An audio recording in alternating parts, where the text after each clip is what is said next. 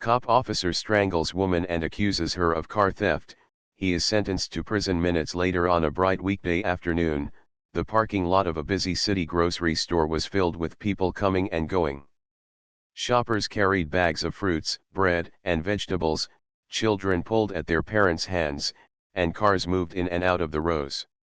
Among them was Maya, a calm and simple woman in her early 30s. She had just finished shopping for the week and walked toward her compact blue car with her bag tucked under her arm. She pressed her key fob, and the lights of her car blinked twice. It was a routine moment, something ordinary, but within minutes her life would change in ways she never expected. As Maya placed the grocery bag inside her car, she noticed a city police officer approaching her quickly. His boots struck the pavement hard, his eyes sharp and suspicious. "Step away from the car," he ordered firmly. Maya, surprised and confused, looked up and asked politely, "Excuse me." The officer repeated himself louder, "Step away from that vehicle. This car has been reported stolen." Maya froze. The car was hers, bought with her own savings. She tried to respond calmly, "Officer, this is my car. Here are my keys. See, it unlocked with this fob." She held up the keys in her hand, her voice steady but slightly trembling with nerves. But the officer seemed unwilling to listen. He moved closer, his tone harsh and commanding, as though he had already decided she was guilty. People walking nearby slowed down, sensing tension. Some whispered, while others stopped to see what was happening. Maya reached for her wallet to show her registration papers, but before she could pull them out, the officer grabbed her arm roughly. "Stop resisting," he barked, even though she had not resisted at all. Maya felt her heart pounding as the officer suddenly wrapped his arm around her neck, pressing hard. The world blurred for her in that moment. Her breath caught, and panic surged. She gasped, struggling to speak, "Please, this is my car." Her grocery bag had fallen to the ground, apples rolling across the pavement, unnoticed by her as she tried to breathe. A small crowd had now gathered. One man shouted, "Hey, let her show the papers." Another woman, a cashier from the store, pulled out her phone and began recording. The sight was shocking: an ordinary woman being held so tightly around the neck by someone who was supposed to protect her. A rideshare driver, parked nearby, also started filming and shouted, "Officer, check the plate. Just check the plate." Maya felt tears forming in her eyes. Her throat ached, and her mind raced with fear. She was not fighting back, only trying to prove her innocence, but the officer's grip did not loosen. For a few painful seconds, she thought she might faint. Finally, after several voices from the crowd yelled, "You're hurting her," the officer let go, pushing her toward the car door. Breathing heavily, Maya coughed and leaned against the car for support. Her voice cracked as she spoke, "Please, look at the VIN number, look at my registration." But the officer, still certain of his judgment, pulled out handcuffs and ordered her to put her hands behind her back. The store manager, an older man who had come outside after hearing the noise, stepped forward with urgency. "Officer," he said firmly, "our cameras recorded everything. She wasn't stealing anything. She used her keys to open the car." He pointed to the CCTV camera above the store entrance. The officer glanced at him but didn't respond. He tried to hold Maya's wrists together, but she held up her insurance card and registration papers with trembling hands. By now, tension filled the parking lot. The onlookers were upset, some calling out angrily, others dialing emergency numbers. One woman shouted into her phone, "Send someone quick. A cop is choking a woman in the grocery lot." Maya, though shaken, tried to stand her ground. Her voice quivered but carried determination, "This car belongs to me. Here is my proof. Please just check." She pointed to the registration document, where her name and the license plate number were clearly printed. In the distance, faint sirens began to echo. People turned their heads toward the sound of approaching patrol cars and an ambulance. The ride-share driver who had been filming whispered to another witness, "This officer is in trouble. Everything is on video." The officer, realizing that backup was arriving and several witnesses had recorded the whole scene, shifted uncomfortably. "But still," he muttered, "stolen car," as though repeating it would make it true. Maya clutched her paperwork tightly, her throat sore but her resolve unbroken. She looked at the crowd, at the store manager, at the people holding up their phones. For the first time since the terrifying moment began, she felt a spark of hope. She was not alone. The ambulance pulled in, followed by 2 patrol cars. Doors opened, and a sergeant stepped out, quickly assessing the situation. Paramedics moved toward Maya, asking her if she could breathe. She nodded faintly but held her throat, still red from the officer's grip. The sergeant glanced at the officer, then at the crowd of witnesses. His voice was calm but firm, "Step aside, officer. We'll handle this." He looked at Maya with concern and added, "Ma'am, are you okay?" She tried to answer, but her voice cracked. The paramedics gently guided her to sit on the curb while they checked her condition. The scene, which had started as an ordinary shopping trip, was now filled with flashing lights, cameras held high by witnesses, and a mix of fear and outrage in the air. Maya sat there, shaken but strong, clutching her documents in her hands. She knew her truth was clear, and with so many eyes watching, the real story was about to unfold. "Would you like me?" The parking lot was now filled with flashing red and blue lights, and the tense air was thick with whispers and camera phones lifted high. Maya sat on the curb with her paperwork still clutched tightly in her hands. Her throat ached from the officer's hold, and every breath felt heavier than usual. Paramedics crouched beside her, asking gentle questions. "Can you breathe? Do you feel dizzy?" She nodded faintly, though her voice was rough and weak. The sergeant who had arrived wasted no time. He walked to the front of the car, leaned down, and read the license plate carefully. Then he checked the VIN number visible through the windshield. He turned to Maya and asked softly, "Ma'am, may I see your registration card?" She quickly handed it over, relief washing over her face that finally someone was willing to look at the truth. The sergeant compared the numbers and saw they matched perfectly. Maya's name was printed clearly on the registration, and the insurance card carried the same details. He looked at her with reassurance in his eyes, then turned sharply toward the officer who had detained her. "Everything matches," he said firmly. "This car belongs to her." The officer shifted uncomfortably, his jaw tightening. "I thought it was on the stolen list," he muttered. But before he could continue, witnesses stepped forward. The ride-share driver raised his phone and said, "I recorded everything."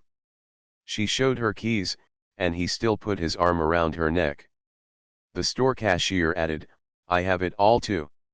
He didn't even check the plate. He just attacked her. The store manager spoke next, pointing to the CCTV camera above the lot. "Our security cameras caught the whole scene. You can review it anytime." The sergeant raised his hand for calm. "Thank you," he told the crowd. "We will take every statement and review every piece of evidence. Please stay nearby so we can record your details." His tone was calm but carried weight, giving the witnesses confidence to stay. Maya sat quietly, listening to every word, her throat sore but her mind alert. She finally felt seen and heard. The paramedics gently placed an oxygen mask over her face for a few minutes to help her breathing. One of them whispered, "You'll be okay. Just relax." Those words gave her comfort after the frightening minutes she had endured. The sergeant turned to the accused officer again. "Where's your body camera?" he asked. The officer pointed to the small device clipped to his chest. The sergeant instructed, "Hand it over. We'll review it immediately." The officer hesitated but had no choice. The sergeant signaled another patrol officer to secure the device as evidence. Meanwhile, the district attorney's on-call investigator arrived at the scene, carrying a briefcase and wearing a determined look. He was briefed quickly by the sergeant, then he too asked to see the videos from witnesses.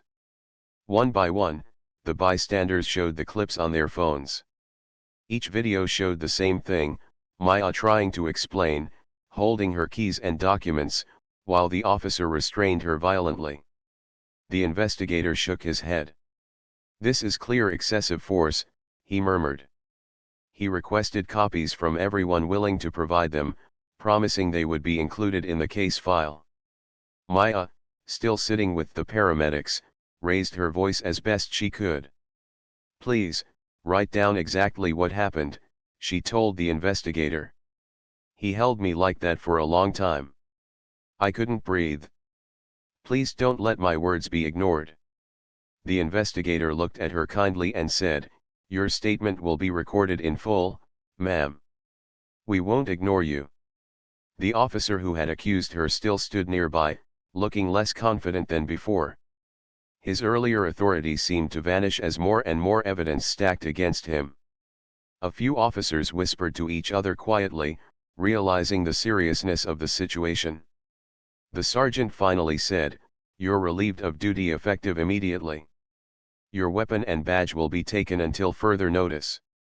He reached out his hand, and the officer reluctantly handed over his badge and sidearm. The crowd of onlookers murmured. Some nodded with approval, while others shook their heads in disbelief at how quickly a simple grocery trip had turned into such a troubling scene. One woman whispered to her friend, "Imagine if nobody recorded it. She could have been taken away for no reason." As the sun lowered in the sky, casting long shadows across the parking lot, Maya slowly stood up with the help of a paramedic. Though her throat was still sore, she held her head high. She looked around at the people who had stood up for her, at the strangers who had filmed the truth, and at the officers who were finally listening. For the first time that day, she felt the weight of justice shifting in her favor. The investigator told her, "We'll need you to come down to the station later to give a formal statement. But for now, take care of yourself. You are not in trouble, you've done nothing wrong." Her eyes filled with tears, but this time they were not just from fear. They were from relief. She had been believed. She had been defended. And she knew that the truth was finally on her side. The sirens faded as the ambulance prepared to leave. The crowd began to disperse, still buzzing with conversation about what they had witnessed. The store manager stayed close to Maya, patting her shoulder gently. "Don't worry," he said, "we've got your back. They can't deny what everyone saw." As Maya got into the ambulance for a quick check at the hospital, she looked back once more at the parking lot. The officer who had accused her now stood with his head down, flanked by fellow officers who kept their distance. The bright lights reflected off his uniform, but for the first time, it was clear that the power he thought he had was slipping away. By evening, the story had already started to travel beyond the parking lot. People who filmed the scene posted their videos online with short captions like "Watch till the end" and "She tried to show proof." The clips were clear. They showed Maya unlocking her car with her key fob, holding her documents, trying to speak, and then being restrained while the crowd shouted for the officer to check the plate and the VIN. Within a few hours, thousands of people had watched the videos, and many wrote simple comments: "This is wrong, please verify facts before force," and "Glad people recorded." Maya sat on a hospital bed for a brief exam. The paramedics had recommended a check because her throat was sore and her breathing felt tight. A nurse spoke in a calm voice, asking plain questions and writing notes. There were markings on her neck, red and tender, but the nurse explained that with rest, fluids, and a gentle voice, she would recover well. The nurse also told her that the medical notes would be available if investigators requested them. Maya thanked her softly. She was tired and still shaken, but her mind was clear. The truth had to be documented, step by step, without anger, without exaggeration, with careful detail. When Maya finished at the hospital, she stepped into the quiet hallway. Her friend Aisha had come to meet her there, her face full of worry and support. "I saw the video," Aisha said softly. "I'm so sorry this happened to you. Do you want me to take you to the station to make your statement?" Maya nodded. She knew that the sooner she gave her full account, the better. Back at the station, the sergeant who had taken the officer's badge and service weapon greeted Maya with respectful kindness. He offered her water and a comfortable chair in a small, well-lit interview room. The district attorney's on-call investigator arrived soon after with a slim folder and a calm, focused expression. "Thank you for coming," he said gently. "Take your time. We will record your statement. Speak in your own words. If you need a break, just say so." Maya began at the very beginning. She described her trip to the store, the key fob, the lights blinking, the first words from the officer, and how she tried to show her documents. She explained how she felt confused and then scared, how the calls from the crowd sounded far away for a moment, and how she kept repeating, "This is my car." She described the store manager pointing at the cameras and the witnesses raising their phones. She did not use dramatic language, she used simple, careful sentences: what she did, what she said, what she felt. The investigator nodded, asked short clarifying questions, and kept his focus on the facts. He asked for permission to include her medical notes.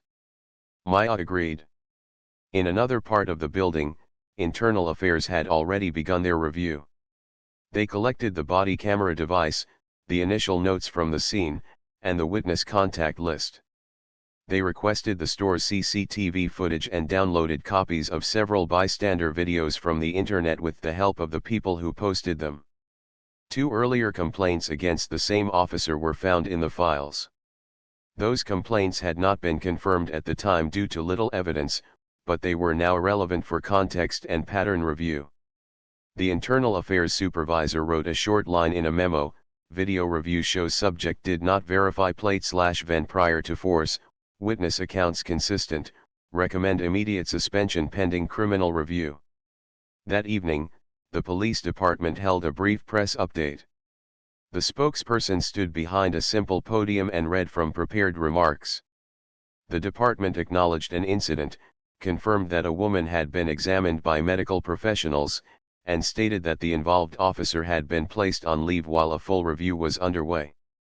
The spokesperson said the department took the matter seriously and wanted a fair, transparent process.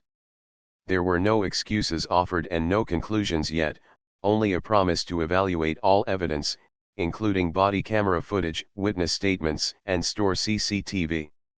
Reporters asked questions, but the spokesperson stayed measured: "We will share more when we can. We want to get the facts right." Community leaders also spoke kindly and clearly.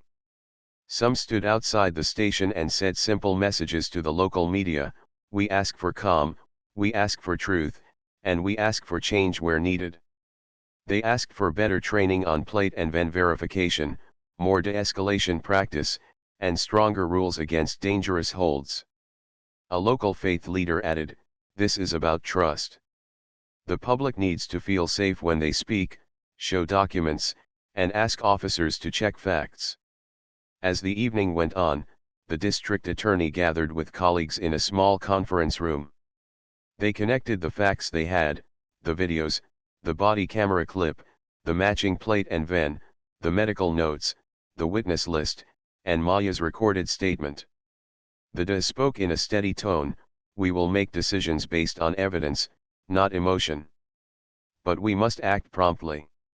They discussed potential charges that fit the facts: unlawful restraint, assault under color of authority, and filing a false report if the written report did not match the video.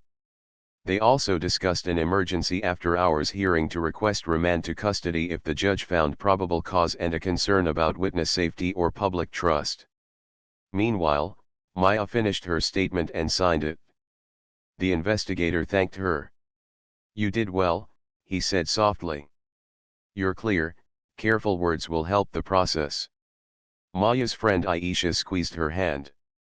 "Let's get you home," she whispered. The sergeant walked them to the lobby, thanked Maya again, and said they would keep her updated. Outside, the night air felt cool on Maya's face. She took a slow breath and looked up. The sky was dark, but she felt a small light inside her, a quiet strength she had not expected. She was not a public speaker or a fighter. She was just a person who wanted a normal day in a parking lot. Yet here she was, the center of a story she never asked for, trying to stand steady and honest in a moment that asked for courage. Across the city, people kept talking. Some said, "I'm glad someone recorded." Others said, "This shows why we need training."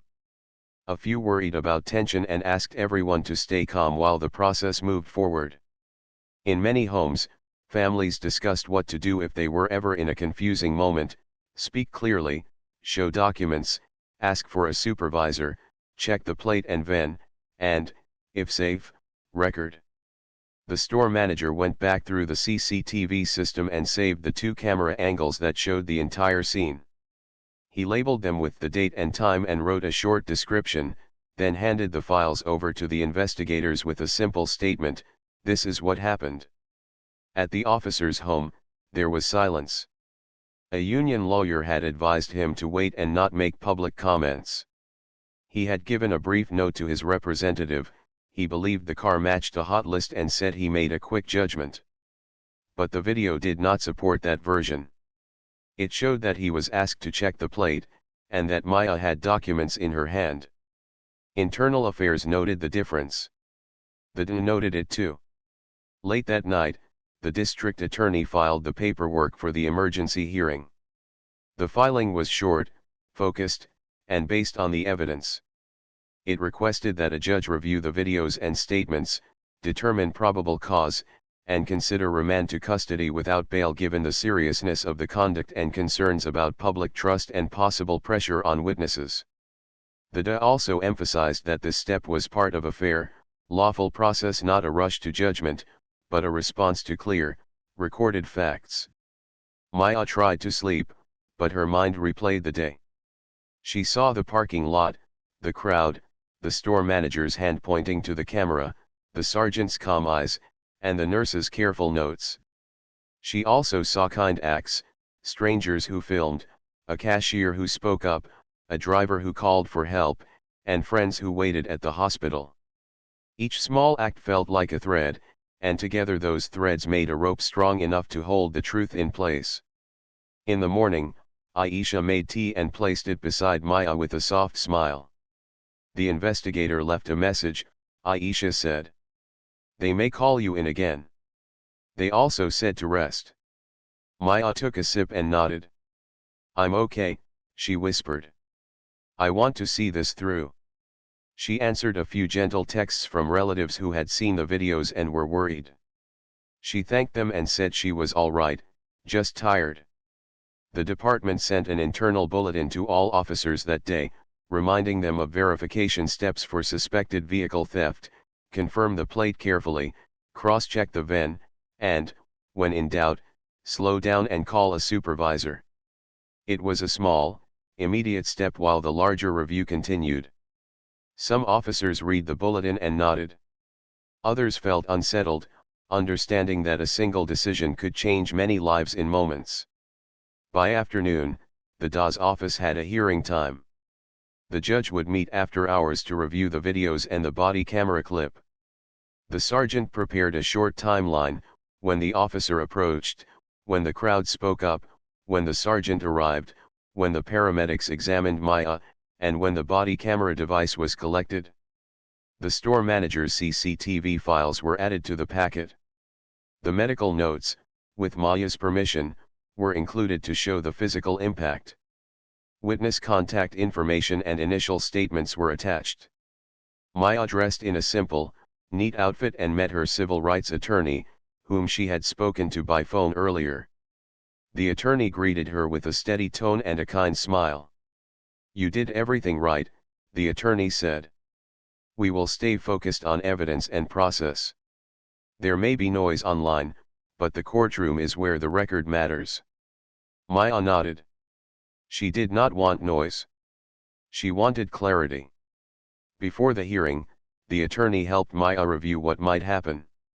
The judge could watch the videos, ask questions, and decide on probable cause. If the judge found the evidence strong, the judge could order immediate remand to custody. Maya listened quietly. She did not wish harm on anyone, but she believed in responsibility. She wanted a fair system, where actions had consequences but also where people learned and systems improved. The city felt different to her that day, not because it had changed overnight, but because she had seen how quickly strangers could be kind and how quickly systems could move when there was clear evidence. She walked slowly up the courthouse steps in the evening light. She thought of her car, her bag of groceries, the apples still somewhere under the seat, and the simple life she preferred. Then she thought of the many people who had stood around her in the parking lot, not shouting in anger, but asking for truth. Inside the courthouse, the hallway was quiet. The district attorney and the investigator greeted Maya and her attorney with brief, respectful nods. The sergeant arrived with the evidence packet, and the clerk checked everyone's names. The judge's assistant opened the door. The hearing would begin soon. It was not a trial. It was a careful step guided by facts, a moment for a judge to look closely and decide the next lawful move. Maya took a slow breath. She remembered the nurse's advice to speak gently and rest her voice. She did not need to speak tonight. The videos would speak. The documents would speak. The record would speak.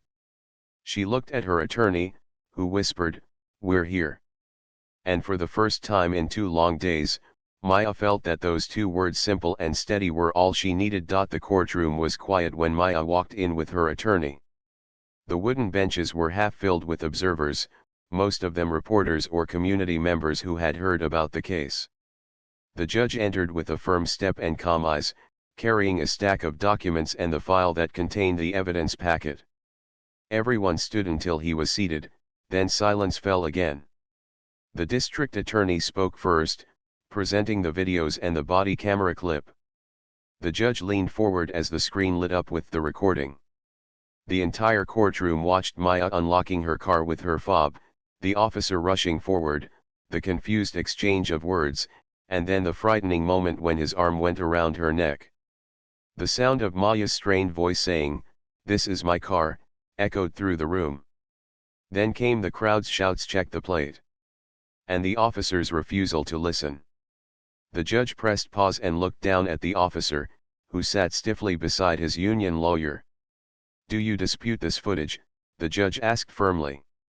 The lawyer shifted, cleared his throat, and said, "Your Honor, we do not dispute the video itself, but we argue that my client made a quick mistake under the belief that the vehicle was stolen." The judge nodded, but his eyes were sharp. "We will come back to that." Next, the prosecutor presented the witness clips taken from cell phones. The different angles made the truth even clearer. Maya was calm, showing her papers, and not resisting. The store manager's CCTV footage confirmed the same. The judge watched quietly, his face showing little expression, but he wrote several notes. Then the medical records were read aloud. The nurse's report described redness, tenderness, and difficulty breathing caused by the hold. Maya's voice was still soft, showing the lingering effect. The courtroom was silent except for the words being read, each detail making the seriousness clear. The defense lawyer tried to argue again. This was not intentional harm. He believed he was stopping a theft. But the judge interrupted. The video shows he was told to check the plate and documents. He ignored those requests. He chose force over verification. The lawyer lowered his eyes. The district attorney then asked the judge to order immediate remand to custody. He explained that the seriousness of the action, the risk of public trust being harmed, and the possibility of the officer trying to influence witnesses justified the request. The courtroom grew tense as everyone waited for the judge's decision. The judge spoke slowly, choosing each word with care. "The role of an officer is to protect, not to harm without reason. The evidence shows clear use of force without verification. The woman presented documents. The crowd called for a check. He chose not to listen. This court finds probable cause that crimes have been committed. Maya sat still, her attorney's hand resting lightly on her arm. The judge continued, given the clarity of the evidence and the seriousness of the charges, bail will be denied. The defendant is remanded to custody effective immediately. The courtroom stirred with whispers. Reporters scribbled notes quickly. The officer looked pale as two deputies approached him. He stood slowly, hands behind his back as the deputies led him toward the side door. The wooden benches creaked as people shifted to get a better view. Within minutes, he was gone, taken into custody as the judge had ordered. Maya let out a long breath she hadn't realized she was holding.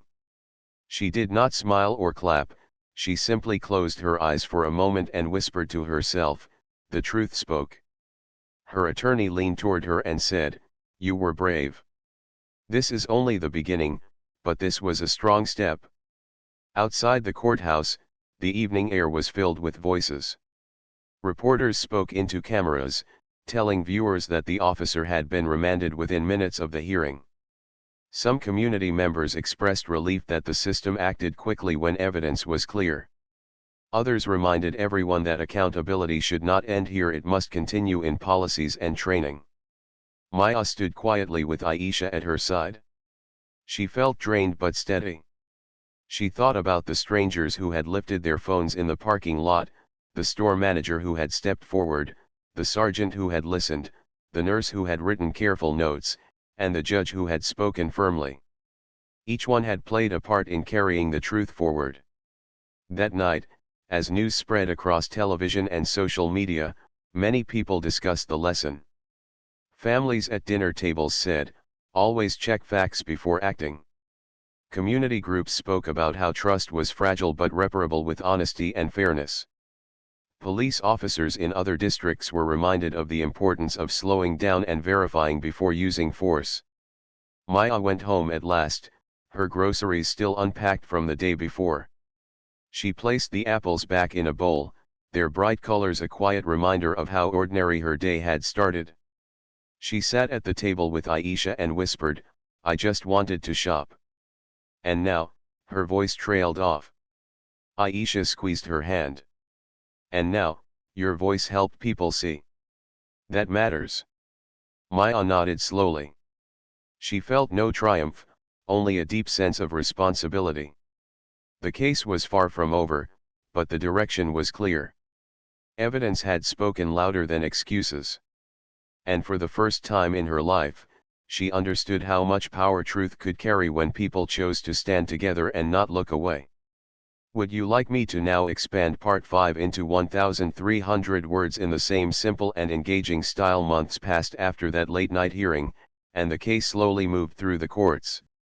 The videos, the statements, and the medical reports were all reviewed again and again. Each hearing added more detail to the record, and Maya continued to show up, calm and steady, even though each visit to the courthouse reminded her of that frightening day in the parking lot. At first, Maya found it hard to walk past police cars on the street or to hear sirens at night.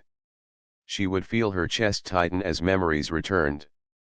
But little by little, with the help of friends, her attorney, and her own quiet strength, she began to breathe easier. She told herself, "The truth is walking with me," and those words became a kind of shield she carried inside. The officer who had restrained her now faced not just departmental review but a formal trial. The jury saw the same clips the judge had watched earlier, Maya unlocking her car, trying to explain, and the crowd shouting for the plate to be checked. They heard from the store manager, from the cashier, from the rideshare driver. They read the nurse's notes about the bruising and strain on Maya's throat. And they heard Maya herself, speaking in a soft but steady voice, describing exactly what happened without anger or exaggeration. When the verdict came, the courtroom was again filled with quiet tension. The foreperson stood and read the words, "Guilty on all main counts." The judge thanked the jury for their service and set the date for sentencing. Maya closed her eyes as her attorney placed a hand over hers. She had not wanted revenge, only responsibility, and now she felt that justice had taken another step forward. At the sentencing, Maya gave an impact statement. She walked slowly to the podium, her hands shaking slightly, but her words were clear. She told the court how she had felt that day, how she could not breathe, how she thought no one would believe her, and how grateful she was that strangers had stood up with their cameras and voices. She ended by saying, "I hope this leads to change. I hope the next person is treated with respect before force is used." The courtroom was still as she stepped down, and even the judge looked moved. The officer was sentenced to prison, barred from ever serving again, and ordered to pay restitution for Maya's medical costs.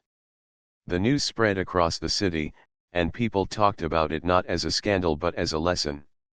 It became a case study in training classes for new recruits. Supervisors began to emphasize simple steps: verify, listen, and de-escalate. Maya later settled a civil claim with the city. She used part of the settlement to start a small community program with her friend Aisha. The program taught people how to calmly document encounters, how to file statements, and how to know their rights in simple, practical ways. It wasn't a large program, but it mattered to those who came. Each person who walked out with a clearer understanding felt a little stronger, and that gave Maya comfort. In her private life, she returned to the routines she loved: shopping for fresh fruits, watering her small balcony plants, and spending evenings in quiet conversation with friends. The memory of the day in the parking lot never vanished, but it no longer controlled her. It became part of her story, a story of fear turned into strength, of injustice turned into accountability. The city too learned from the case. The police department updated its rules to forbid certain holds entirely, to require immediate supervisor review after any use of force, and to remind officers that verifying a VIN or a license plate is always faster and safer than rushing into restraint. Officers began carrying small guide cards with verification steps written clearly. It was not perfect, but it was progress. On the anniversary of the event, Maya visited the grocery store again. The manager recognized her and greeted her warmly. "You're part of our story now," he said. "That day changed many things here." Maya smiled gently and replied, "It wasn't just me. It was all of us, everyone who spoke, everyone who recorded, everyone who stood for the truth." As she walked back to her car, she pressed the key fob, and the familiar sound of the locks clicking open filled the air. She placed her groceries inside, looked around a lot, and felt a wave of calm. The ordinary moment she had once lost was hers again. She sat behind the wheel, whispered a quiet thank you to the strangers who had stood with her, and drove home knowing that even a single voice, when joined by many others, can move a system toward fairness. The story ended not with anger but with growth. Maya's courage, the crowd's honesty, and the court's firm action came together to show that truth can shine even in the most ordinary places: a grocery store lot, a courtroom, a hospital room. And for Maya, the greatest victory was not the sentence itself but the